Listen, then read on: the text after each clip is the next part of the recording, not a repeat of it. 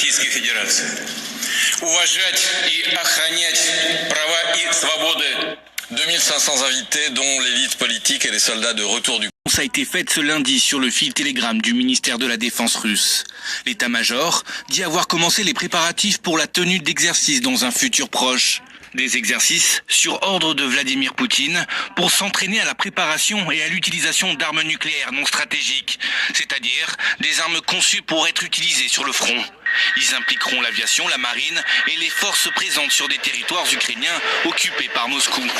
Un entraînement en réponse aux propos de certains responsables occidentaux, dont le président français Emmanuel Macron.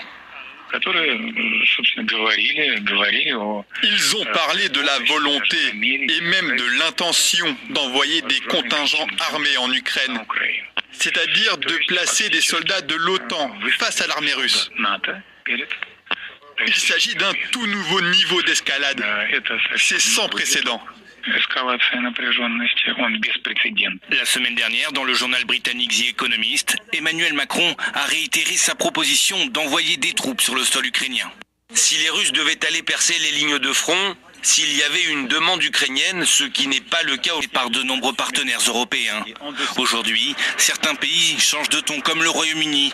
Pour le chef de la diplomatie britannique David Cameron, les missiles fournis à l'Ukraine par Londres pouvaient être utilisés pour frapper le territoire russe. Une nouveauté dans la position britannique qui suscite aussi la colère de la Russie.